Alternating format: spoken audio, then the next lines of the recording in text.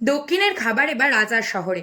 কোচবিহারে এই প্রথম 104 রকমের ধোসা সহ ইডলি এবং বিভিন্ন দক্ষিণ ভারতীয় খাবারের সম্ভার নিয়ে চলে এসেছে নতুন রেস্টুরেন্ট ধোসা প্লাজা। তো এই রেস্টুরেন্টের ভিতরে যেতেই দেখলাম যে খুবই সুন্দর সিটিং অ্যারেঞ্জমেন্ট এখানে রয়েছে এবং অ্যাম্বিয়েন্সটাও কিন্তু বেশ ভালো, আর তার সঙ্গে খুব সুন্দর ইন্টেরিয়ার ডেকোরেশনও করা রয়েছে। প্রথমেই আমি অর্ডার দিয়েছিলাম এখানকার ফেমাস ফিল্টার কফি।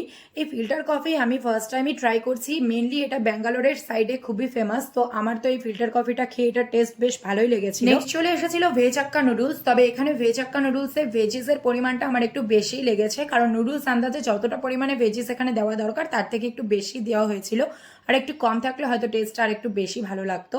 তো এটা আমার ওকে ওকে লেগেছে। এরপর নিয়েছিলাম মশালা ধোসা, যেটা 2 রকমের চাটনি এবং সাম্বার দিয়ে সার্ভ করা হয়েছিল। এই টেস্টটা আমার মোটামুটি লেগেছে। এই রেস্টুরেন্টটি কিন্তু একদমই ভেজ রেস্টুরেন্ট, তবে পেঁয়াজটাকে এখানে ভেজ হিসেবে ইনক্লুড করা হয়। যদি তোমরা অর্ডার করার সময় পেঁয়াজ ইনক্লুড করতে না বলো তবে কিন্তু আর পেঁয়াজটা ইউজ করা হবে না। এই রেস্টুরেন্টের অ্যাড্রেস রয়েছে বিএস রোড, বাদুরবাগান, চৌপতি। তো তাহলে আর দেরি না করে চটপট এই রেস্টুরেন্ট থেকে ভিজিট করে যেও। That's for today.